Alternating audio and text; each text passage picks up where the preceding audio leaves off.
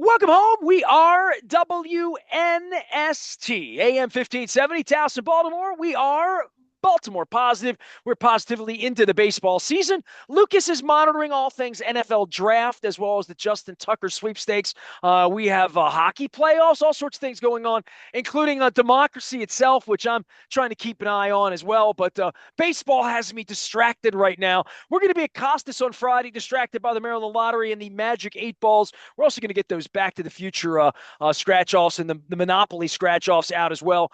We will be at Beaumont next Wednesday. We will be at Cooper's North on the 23rd, and we will be at Coco's Pub in Lauraville on the 30th. Lots of great guests, lots of cool stuff going on, but nothing as good as this guy.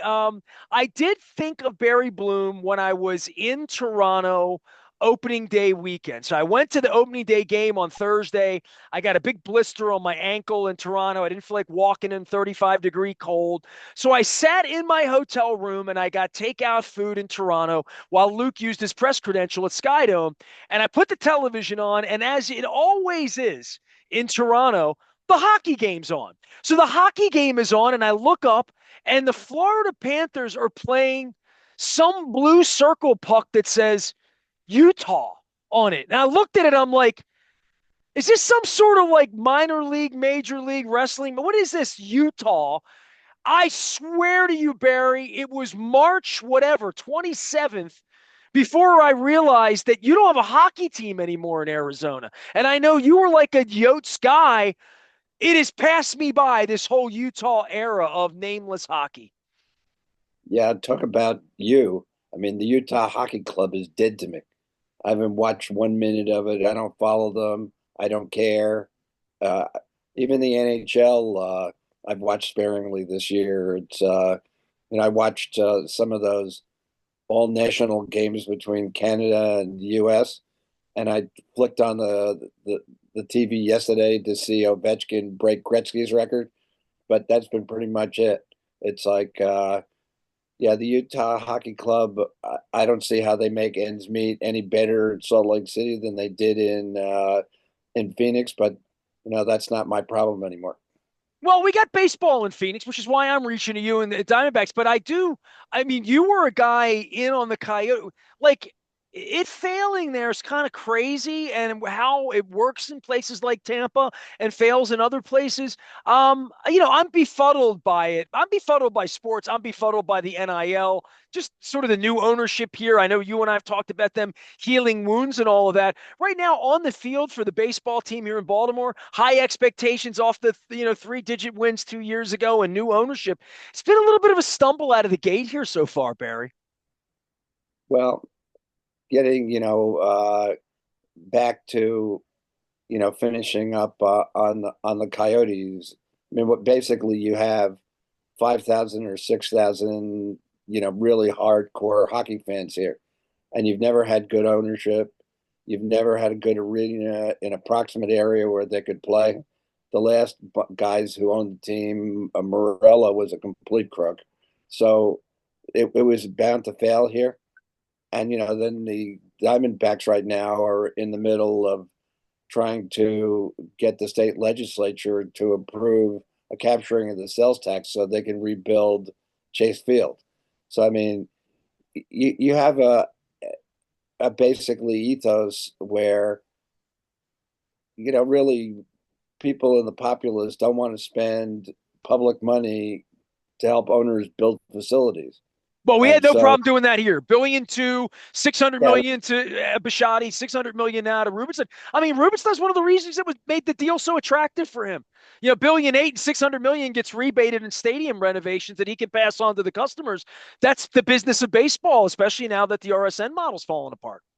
well, that in most places, especially out west, it just doesn't happen anymore. You don't get that kind of money. I mean, the A's got $400 million from Nevada to pay for that part of the stadium infrastructure, but they've got to come up with $1.5 million themselves. So it's a completely different ethos out here. And as far as the Orioles go, I mean, they're spending money this year. I mean, I was just looking at the list. I mean, they're 15th in baseball at $180 million right now. So it's not like they're not trying to plug holes and build a deeper team, but you're just competing in, a division with the Yankees and Red Sox where, those are really the only two teams in baseball in the American League anymore that spend that kind of money. So I've been gobsmacked by the fact that the American League stopped spending money. Houston stopped spending money. Texas is okay. The Angels do what the Angels do, and they don't really spend money wisely. But I mean, really, this winter, only the Yankees and Boston signing Bregman spent any money. So it kind of cements that they're going to win either the division or they're going to win they're going to win a wild card. And I was on the field at Steinbrenner Field talking to one of the Tampa Bay co-owners, Brian Holt, and he made the statement that he thinks nobody in the American League is going to win more than 90 games, and that Tampa Bay is going to win their division with 88 wins. And I told him, you're absolutely crazy. I mean, the Yankees won 98 games last year, and they didn't have Cole for a good part of the season. They had a lot of injuries in their starting rotation. The Yankees are going to win between 90 and 100 games, and they're probably going to win the division, and they're probably going to walk into the World Series again because you have a whole division in the American League in the Central that doesn't spend any money. They're all under 100 million, I think the last I looked. So I mean, you can't have that kind of imbalance. If you look at the National League, 8 or 9 teams are really spending money, and the National League spent, National League West spent almost, over $1 billion, including the Dodgers, and the rest of the teams just trying to keep up with the Dodgers. I mean, you have 4 teams that are trying to keep up with the Dodgers. So I mean, and you look at the standings right now, and the Giants have had a fantastic spring training. Very rarely do you have a great spring training and then open the season 8-1, which they have. But the Giants are a much better team with a good pitching staff and a settled front office now without Farhan there, replaced by Posey and all the guys he brought in. It's like being the old Giants again. So that is going to be a super competitive division, all season. And so will the AL East. Although I just don't see, Tampa with the type of offense it has being able to compete with the rest of the bigger bopper teams in the American League. Barry Bloom is here. He's been my friend for a long time. I've been a reader of his most of my life with the Associated Press, covering the Yankees, and a real baseball historian. Now working at Sportico. You can find all of his work out online. He sends it over to me. It's a lot of baseball stuff, but sports, and the respect I have, and one of the reasons I love having you on is because of your knowledge of the business of baseball, because it's always been my feeling on the radio 35 years now here in Baltimore. You could not discuss baseball without understanding money, where the money's coming from, the revenue streams, going back to the strike in 94, going back to the strike in 81 when I was a kid. And in the modern parlance of all of this, the stadium revenue, the club seat revenue, the ticket revenue, local sales, sponsorships, but the Yes Network, Nesson, what the Dodgers have in regard to the giant part of their brand, what the Braves had for a minute with Turner, and what the Cubs tried to do with the Superstation and being corporately owned. I don't know where Rubenstein fits in this, whether he's the rich uncle and, the do-gooder in this who's going to spend money over top of what they're making based on the fact that he's 74. He wants to win. It's fun for him. He's got his own bobblehead next week already, Barry. So no ego involved here at all with the ownership here. But um, they're trying to not be Angelos. I don't know what they can do for pitching when they're buying 41-year-old pitchers, 35-year-old Japanese pitchers. They went and bought Kyle Gibson a couple of weeks ago. They still don't have enough pitching. And the notion that they can compete, be in this thing, maybe make a trade because they have some depth in their organization and they have money and they have, major league players that they could deal from as well if they needed more pitching. But the one thing the Orioles have not done investing in is drafting pitchers, developing pitchers. They haven't. And right now kind of coming back to haunt them because it gets real pricey when you go buying it on the open market. Well, I think that's something that they're going to have to do with, recent ownership here. That's something you build in your baseball operations on the long term. And they've got good baseball operations. So, I'm sure they're eyeing it and trying to figure it out. I mean, there are some teams that go out and buy pitching and they build through the organization. They do one or the other. There are other teams like the Dodgers that do both. So, I mean, This feels very philosophical if you look at their draft since Elias and Mydell have been here, that they invest in position players because they don't blow their arms out, allegedly.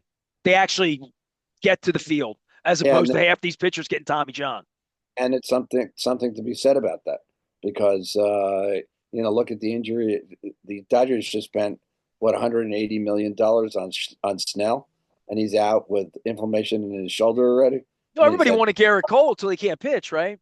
right. So Garrett Cole's another one who just went under the knife and had Tommy John surgery. I mean, they keep popping up all the time. I mean, the fact is that Corbin Burns, who went from the Orioles and signed as a free agent with the Diamondbacks, excuse me, he hasn't had an arm injury, but that's now. I mean, eventually, pitchers are just going to have them. You Well, the know, Orioles would have Bradish, they would have Wells, they would have Means, and they would have Rodriguez. I mean, that to me on paper with the way those guys pitch, that looks like something that feels like 100 wins with this team. What they have right now, I mean, I'll give you Eflin. The rest of this is just a bunch of number 4, number 5 starters, and I, I wonder if that's going to be good enough and whether they're going to hit the ball and score 6 or 8 runs every night. well, it's the same thing with Tampa Bay too. Losing their top starter before the season started, and their rotation is a bunch of number twos, threes, and fours. Also, it's pretty good. They're but they don't have the offense to offset it. So I mean, the pitching thing is a huge problem. You can't avoid the injuries with the amount of torque that guys put on their arms, the amount of use they have as young pitchers coming up through the system, going through all the camps and things that they do. It's just like Japan, where high school kids are pitching, throwing 200 pitches a game, and the coaches at that level don't care. And then by the time they get to the major leagues, either in Japan or over here, they're just candidates for their arms to wear out. And basically, the arms are dispensable, and you just have to keep cycling people through until you get a couple that stay healthy for a while. Barry Bloom is here. We're talking some baseball. The Orioles are out in Arizona. He now resides out in the Valley of the Sun.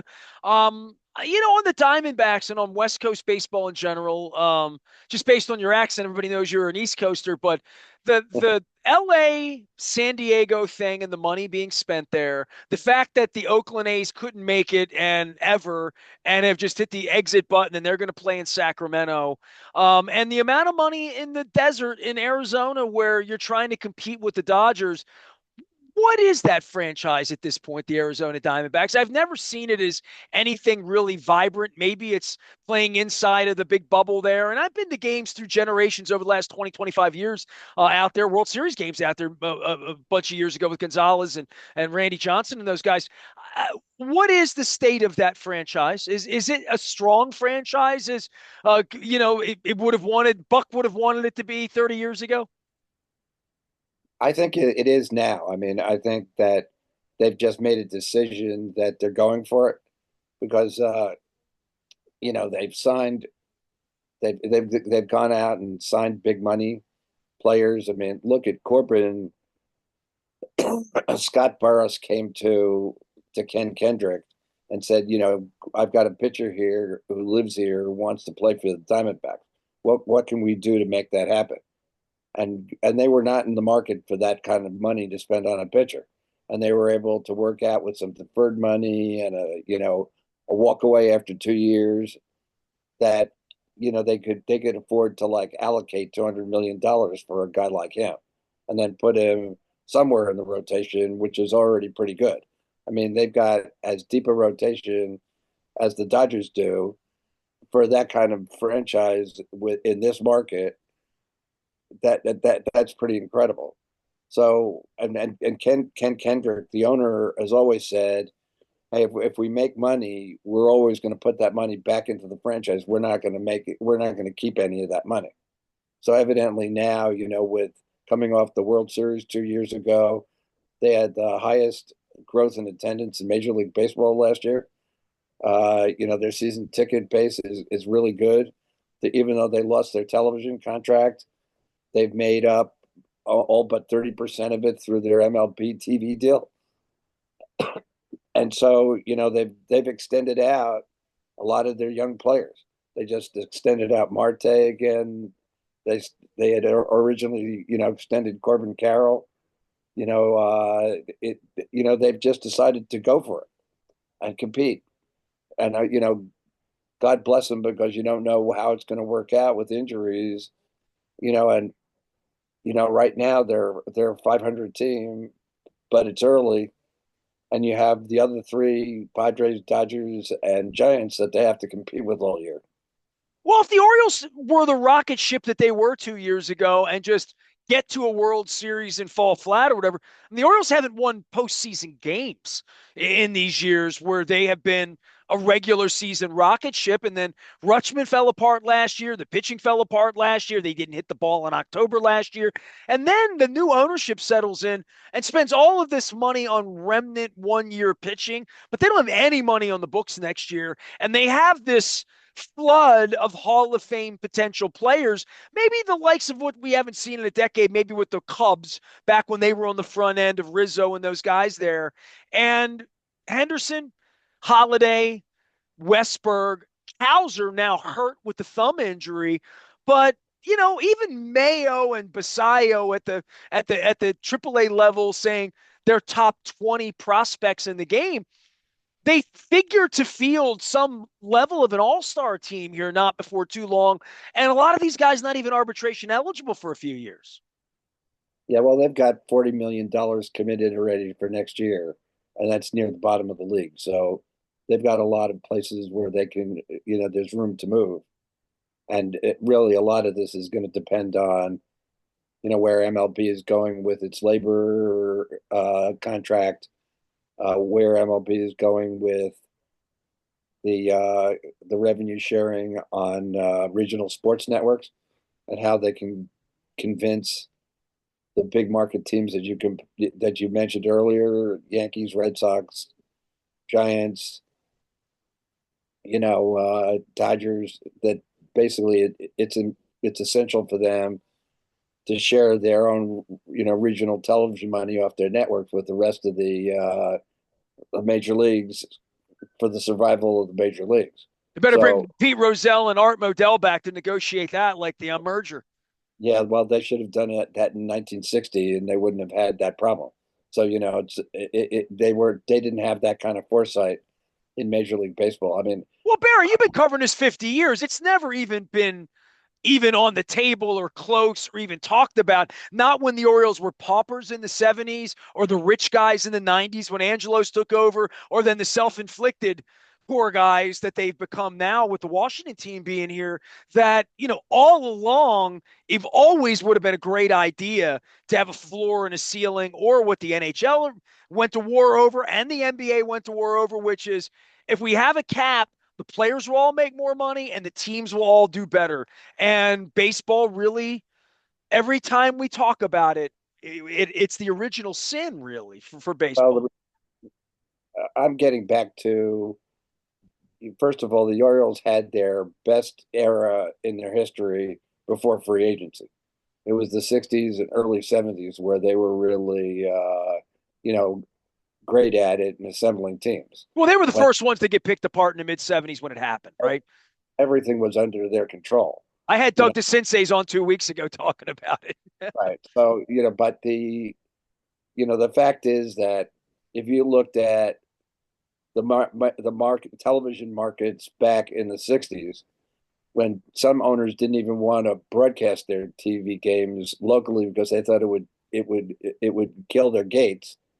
If Major League Baseball had said at the time, "We'll give you $2 million and we'll take over your market," I think most of the teams in baseball before expansion, you get to say 1960, 61, and then, basically you buy all the markets.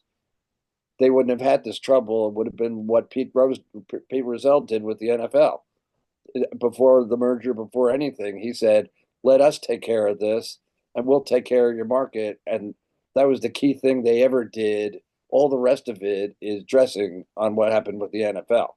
So you're basically that's where baseball started, and then the absolute proclivity by the owners in the Marvin Miller era, when basically they hired him to basically put some strength into the baseball union. The proclivity of trying to maintain the reserve clause, regardless regardless of anything, that killed them. Well, I go back to Kurt Flood and Andy Messersmith and all of that, but then we take it to where we are right now, which is we've got a new owner here. He has professed his wealth and want to win and desire to win, and how much is enough. And every time I get Luke on the show, we're spending his money, right? We need more relief pitching. We need to spend more money, invest more money.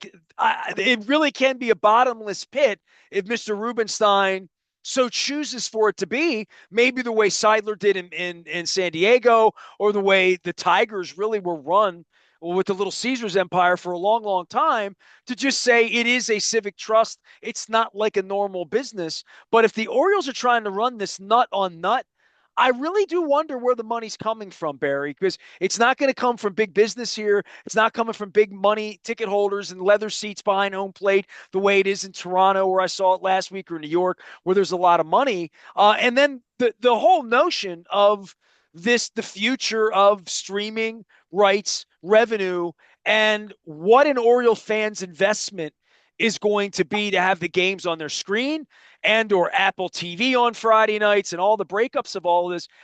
Everybody I talk to smart about baseball doesn't believe that they really know what they're doing. And I think that that's probably to some degree why people don't want to spend a whole lot of money, guys new to it like Rubenstein, because I don't think they look at 29, 30, 31 5 years from now and know that there's revenue there. I mean, the ESPN breakup happened. That if they have to go out and sell this door to door and only get baseball fans to fund it the way hockey had, inevitably hockey had to go sing for its supper, and in places like Phoenix it didn't work. I worry about baseball in smaller places, and I not just the ability to compete, but I've seen how crazy college sports has gotten and how quickly it's all happened. And I worry for whatever's going to happen with this Tampa Bay franchise and the vagabond A's that are moving around, because at some point they need to find money and a fan base in order to survive. And they've been looking for that in Tampa for 30 years, man. Well, they are the revenue sharing kings of revenue sharing, and the Rays have lived on that for years. So have the A's. The A's are just starting to spend some of it for the first time. So, there's a lot of money in the game, and I'm convinced that there's not an owner in the game that doesn't have the money, either through their own resources or their revenue, to be able to build a good team. It's just what they choose to do and what they don't choose to do. And their argument has always been, hey, go to the union and get the union to help us out. So we're going to try and, we're going to jam a salary cap down your throat again, just like we've tried for 50 years. Instead of coming up with an idea of saying, look, we want a salary cap and a floor. This is what we're going to give you for it. This is how, to your point, it's going to benefit all your people in your union, who are all going to make money off of this, rather than, excuse me, just try to strong. Barry Bloom is here. He is with Sportico. You can follow his workout covering Major League Baseball as well as the business of sports. Nobody is more astute and has been covering it longer. And through all of the wars of Bowie Kuhn and Marvin Miller and reserve clauses and things just roll off of his tongue. The one thing I would say for the future and for things like Masson and the money that it poured off for the Angelos family that it's now sort of a dried up well, especially cable revenue. And I mean, the Orioles one of three teams that don't have, it's streaming and market. It's messy. Do you have the confidence that Rob Manfred knows what he's doing in regard to this? That they even know what they want their outcome to be in baseball? uh, I'm in the frame of mind now that, I mean, Manfred's going to be around for only 3 more years. He's got the one more collective bargaining that, basically they're going to try and get through without doing too much more damage. And then my hope is that Major League Baseball goes out and gets a CEO, entertainment, business guy who's going to take over, somebody who can react and interact regularly with the media, with the other owners, and be able to move the sport forward. I just don't think that, I have a lot of respect for Rob, and I've known him and I've worked with him for 20 years. But I just don't think at this point, I think the group of labor lawyers that they have who are in control of the commissioner's office, I don't think you're going to move much further along the way with those guys anymore. And so basically, it's just let's see what Rob can do on an interim basis here. But I don't think anything's going to really change until you get a new commissioner in. There's been a level of arrogance here that I'm writing about this week where this young lady from Seattle has come over to run the team. There are a whole lot of former Angelos people still very much buried within the framework of the warehouse. They're trying to talk about change and shift. They're getting all this money. They've moved the left field wall out. They've moved it back in. They fixed the sound a little bit in the stadium, amongst other things. They've obviously spent a lot more money on baseball players, at least in the near short term, with the pitching and the players they have. But the thing that it lacks for me, being a sophisticated guy who's done this on the radio for 35 years and done nothing but talk to people like you about it, is I'm looking for the overall strategy top down for baseball, for the Orioles, for Rubenstein, for this organization to give some semblance of a public strategy and to gain some level of consumer confidence other than I love Boog's barbecue. I've been an Oriole fan forever. I'm with you. When I can't get the games on my phone, when the MLB TV goes down on opening day, they don't have enough gerbils, hamsters in the machine to make it run. This Friday night disgrace, Barry. I'm in Toronto 2 weeks ago, opening day weekend. And Luke went to the game, and I didn't go to the game that night. They were giving away some jerseys to kids, or Bichette jersey or whatever.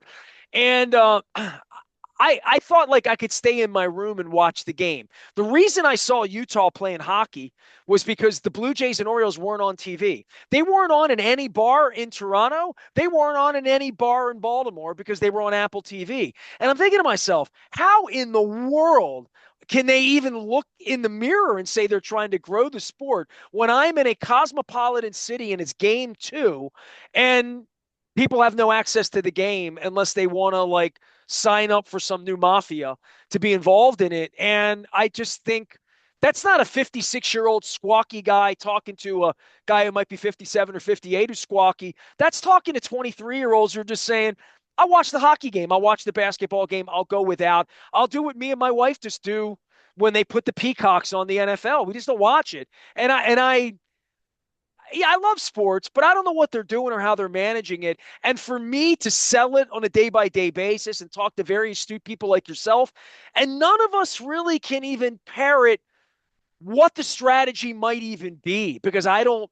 And the more fellas like you I talk to, yeah, we're going to stream something and people will pay for it and there'll be money. I don't know where all that's coming from because I don't know who these people are because every time they offer me something new to pay and buy, I get real skeptical about giving them my credit card. I think a lot of other people do too. I think there's just a lot of variable ways of viewing sports these days.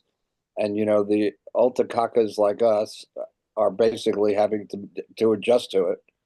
And yeah, I mean, I think it's kind of crazy that you decided to stay in your hotel room and not go to a game when you could have gone to the game, even if you had to buy a ticket. I I had a mean, blister on my heel. I bought a ticket the first day. well, okay. I You mean, I know, walked around the Sky Dome long enough to get a blister on my heel. you got an Apple TV game on a Friday night. Yeah, and but I wasn't doing that. I ain't paying them no 5.99 or whatever, giving them my credit card. that's baked into the whole, repertoire of the television contract through the whole season. You have TV. Some days you have like Fox. Some days you have TBS. Well, it's just baked into me watching less baseball. You know what I And mean? Like the other night, the Orioles had the Red you're not Sox going in to town. spend, and you're not going to spend, like $100 a year to watch it on MLB TV either.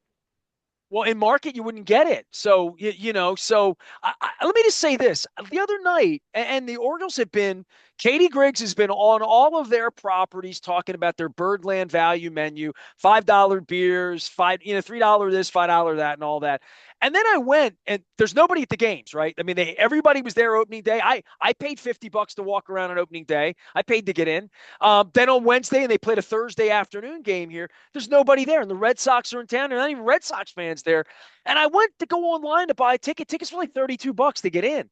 And I'm thinking to myself, well, I mean, the $5 beers are nice and all, but if you don't get my 30 for the cover charge to get in, I mean, they really are in whatever. They're going to get you one way or another, or you're just going to walk away. And I'm getting old enough now that, like, I just wasn't going to pay to do it 2 days in a row when I did it on Monday. I gave Major League Baseball money in Canada on Thursday, and I gave Major League Baseball money at Camden Yards on Monday, but I'm not doing it every day, and I'm not putting more quarters in the machine like I'm at the down on the block in the wrong side of town to watch the games on Friday night. I got to put more quarters in to get the Friday night game. It's I Well, just I don't that's understand philosophically how that's how going to be palatable. that's how you generate the revenue to put the players on the field. I hear it. It's not going to be $5 beers buying Gunnar Anderson. Right. So, and you're that duplicate the Baltimore experience by most of the lower level teams around baseball. But I can tell you, if the Diamondbacks can do it, if the Diamondbacks can offer, a pass for the season for $45 or whatever they do, and you can sit anywhere in a ballpark that seats 48,000 people on most nights, then other teams have to come up with creative ideas of how to do it too. So look, I got to go because Oh, I've got. I love you. I appreciate you. He's in the desert. Diamondbacks. Go see Barry Bloom out at Sportico and follow all the things he's doing. I am Nestor. We are WNST, AM 1570. Towson, Baltimore. We never stop talking. Baltimore, positive.